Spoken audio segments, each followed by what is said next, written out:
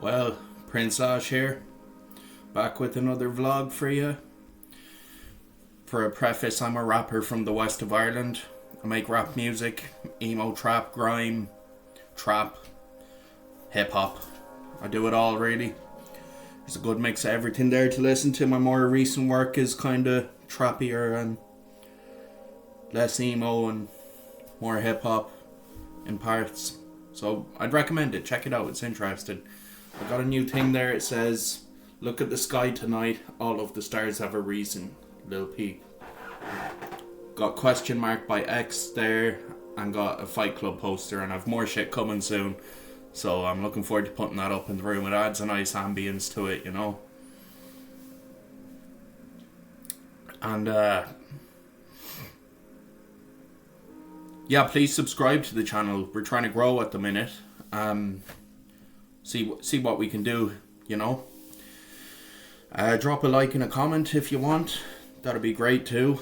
Get the algorithm going, you know, the whole lot. I know I pointed at this and I think the writing's backwards, but it's just the camera. That's the way it is. But you know what it says anyway, just in case you were curious. But yeah, check out my music and check out my other videos. I do stories about my psychosis and schizophrenia, stories about my homelessness, stories about my life really.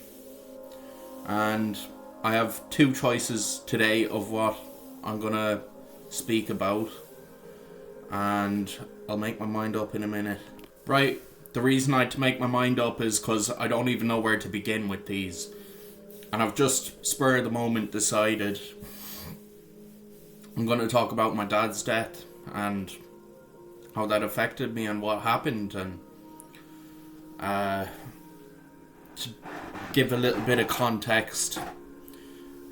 First of all, my dad passed away in 2011, aged 45, from pancreatic cancer.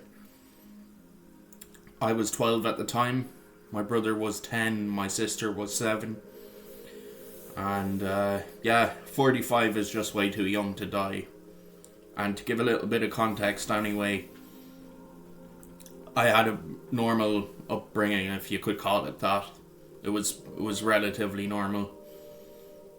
My parents liked to kind of keep us safe and stuff, but we had our moments of devilment and wildness and nothing out of the ordinary at all. Like, it was, you could say it was like a perfect childhood. It was really, you know. My parents provided for us and gave us a really good life growing up. And my dad was always there. Like, he used to coach on the soccer team I played with, and he'd bring me to training. Sometimes he'd stay and watch training, and he'd come to all my matches and support me, and it was great having him there, and it always motivated me and spurred me on to play well. And I was quite the baller growing up. Not in Gaelic football, I was a bit small and skinny and stuff. It's not an excuse really, but I just wasn't great, didn't have the confidence playing, but I could still ball all the same. Soccer, I was decent. I was a right back, and yeah, I played decent. I was a good player. I was on the B team, but I was one of the best players on the team. And the A team was a very high standard of football, so yeah, that's how it was. And yeah, my dad always wanted me to do well in my studies and do well in school, and he taught me a lot. Like, he was a very wise, philosophical kind of a man and a deep thinker, and yeah, he just made sure I had a great childhood. He was a French lecturer. Like, he lectured French in GMIT, is what it was called back then. Now it's ATU. And he wrote a Leave Insert book on French, or like co-wrote it, him and another fella did anyway. So, and he used to be a presenter on a French TV news channel. So yeah, he was quite accomplished. Like, and I've big shoes to fill like myself, to be honest, because look at me, I'm feckin' unemployed, no education, no trade. I'm a rapper, but that's not paying my bills. I'm a vlogger, that's not paying my bills. So at times I can feel like a failure, but I know I'm early on in my sobriety and my recovery, so that's not really of concern right now, and I will be getting on top of my situation soon. I have somewhere to live. I'm really grateful for that, and things are stable, so that's what's important. Anyway, so I was in 6th class, which is primary school, the end of primary school, the final year before you go on to secondary school. Yeah,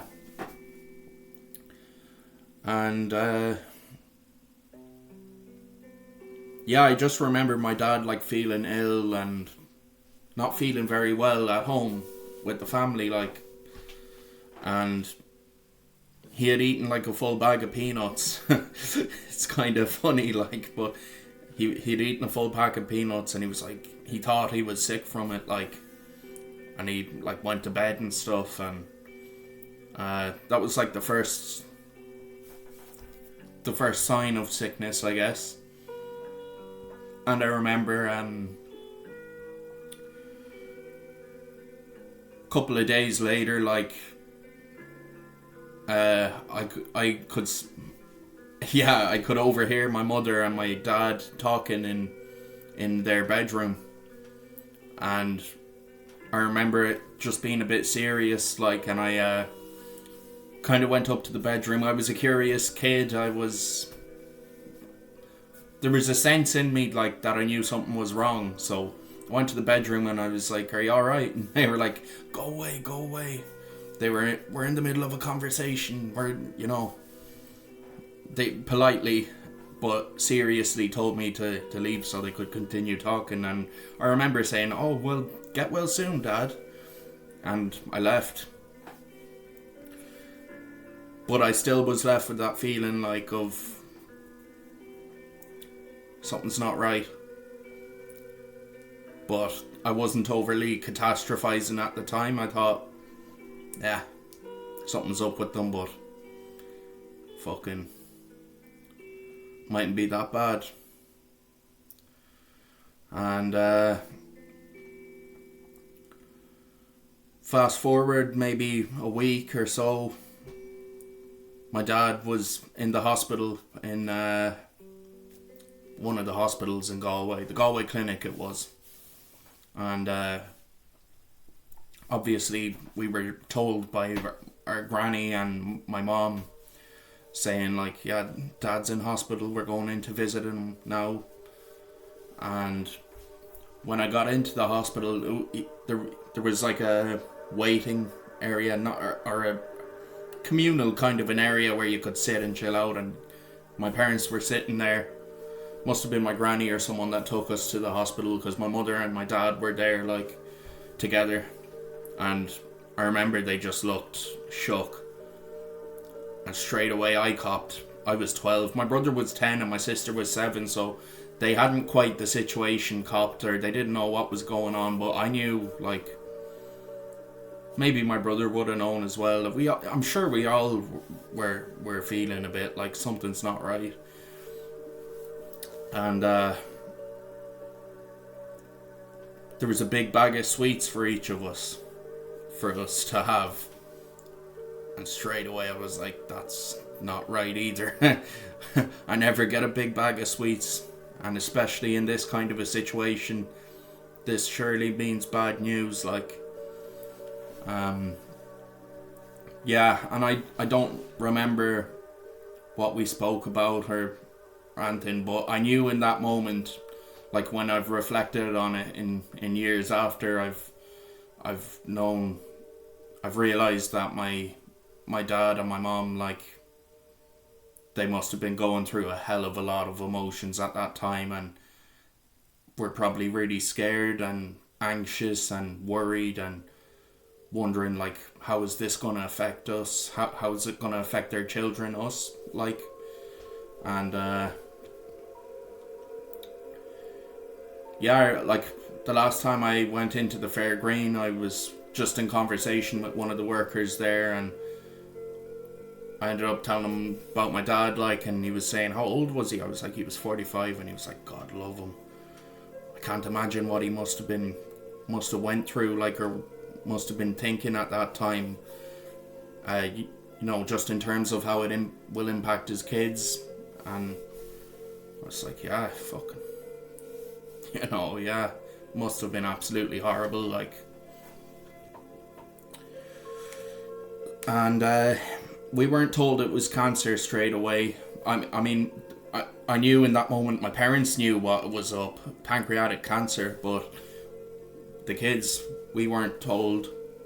I remember we went home that night, and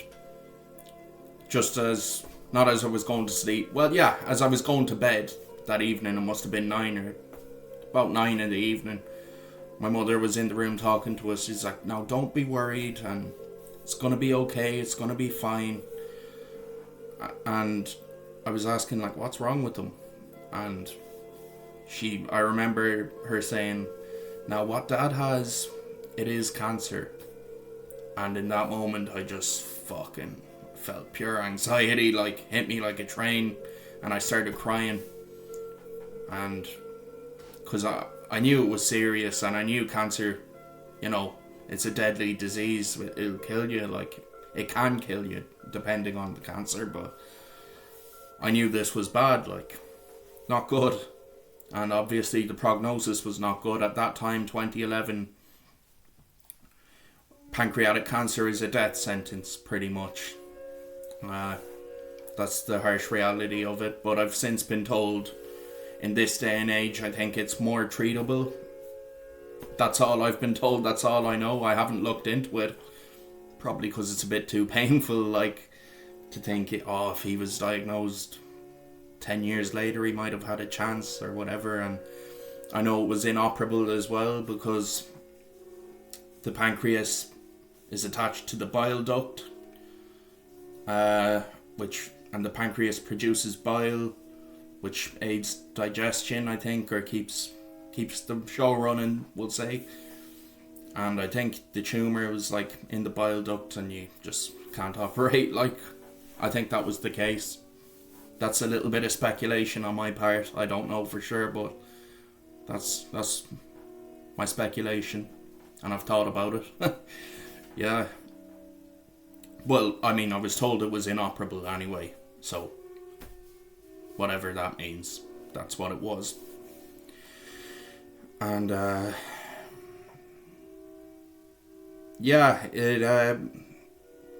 it really was a tough time. I used to wake up and feel anxiety, and throughout the day I'd feel anxiety, and sometimes I'd kind of forget, and all of a sudden I'd remember again, and it'd just be painful. And it was just so sad, to be honest with you, like, how it affected everyone. I could see, like, the worry and the grief and the sadness on my family, and their emotions, the way they spoke, and on their faces even. And yeah, it just wasn't a happy time, a truly happy time. It was a nightmare, is the way I could describe it. It was a living nightmare. And I remember my dad, so he got diagnosed in about March, I think it was, and in August my dad kind of, like, we'd go on a family holiday every summer, like, and my dad insisted that we go without him, and have a holiday, enjoy it, and whatever else. And my mother obliged and said, fine, we will. I mean, just to keep that sense of normality for us, the kids, like, and yeah, we went, I think it was to France, and a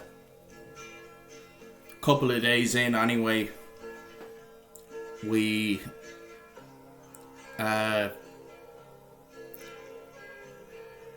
we were sitting watching a movie, me, my brother and my sister. It was the Gremlins, as it happens. Completely, what's the word?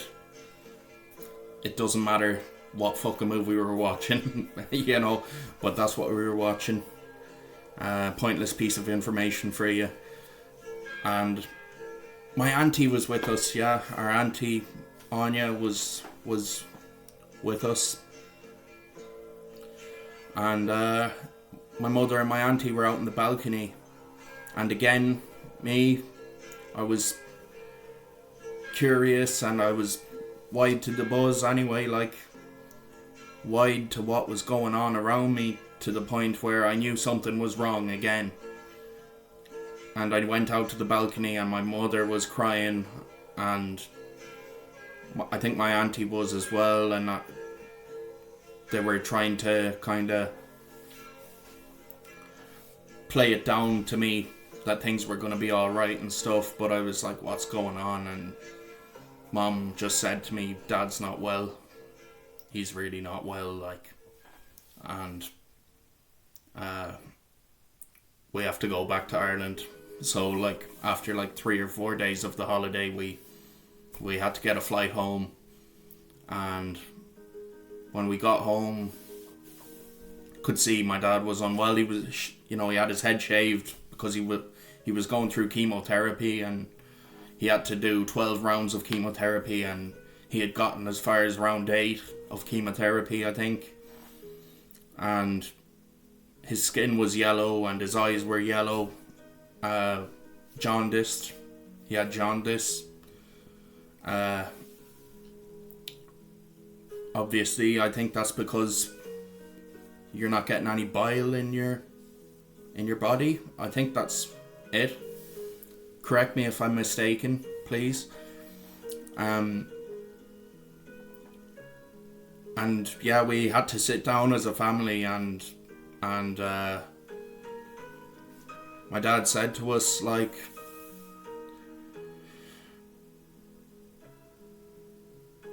in the short term, things are alright, things will be okay, but in the long term, I might die. And I started crying again, and it was truly painful. I knew at that moment, like, his days were numbered, like, and I know this bloody video was going on a long time. I didn't think I'd be going on this long about it, and I don't want it to be too boring or my life story or whatever, but I'll continue on anyway. But I'll try not to keep it too long.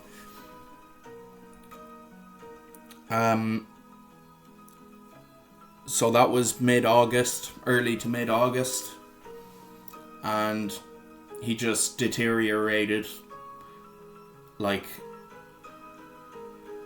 really quickly, which is approximately 5 to 6 months after his diagnosis. He was bedridden, and we'd go up and, like, speak to him and talk to him and tell him what's going on. I was just starting secondary school in late August. It was my first couple of days, and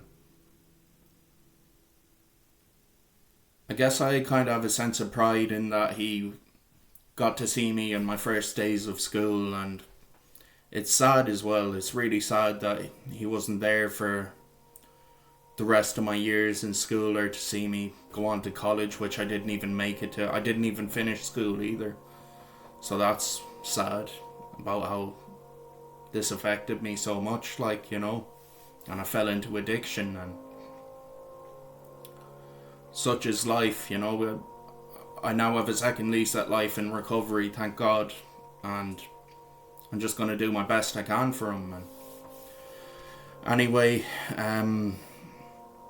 all my family were over, my aunties, uncles, cousins. People were coming in to kind of say goodbye to my dad and have a few words with him, and we knew he was really bad. He couldn't even open his eyes or anything, and I was downstairs with my cousins. We were watching TV, and my auntie comes in, and she just says, Daddy might be leaving us. And yeah, we went upstairs then, and we were all in the room, and I won't be too graphic about it, but we watched him die. And it was a beautiful way to go, because the whole family was there, and we were all telling him that we love him and things like that.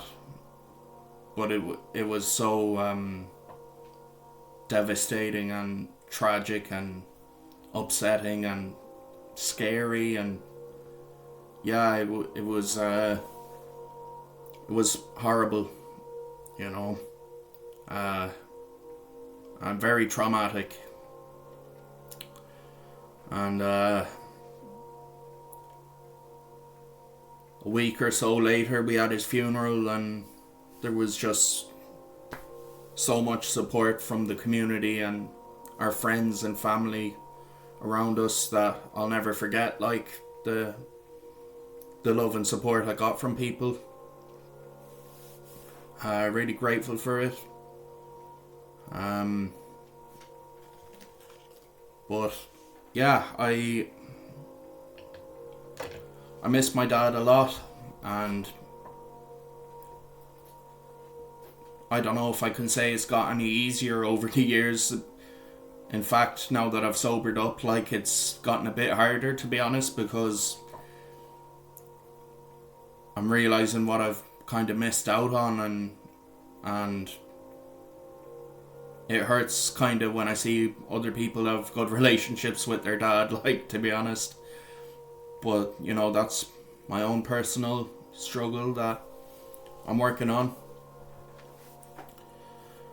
And yeah, cancer is just a horrible disease. Pancreatic cancer, as it happened. Steve Jobs, a month later, or 2 months, I think it was October 2011, Steve Jobs passed away from pancreatic cancer too. So yeah, just a little nugget of information for you there. Nugget of information, I couldn't call it that, could I? It's just a point of information.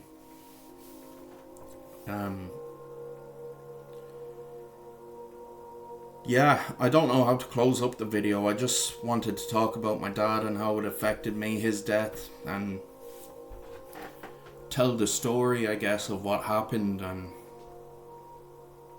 yeah, it's just sad. I'm sad about it, and talking about this is just a part of my grief. And seeing as I'm talking about everything else, I thought it was time to talk about this and be serious, like, you know. So I'll leave it there for this one. Peace. Have a great day. Happy New Year, people.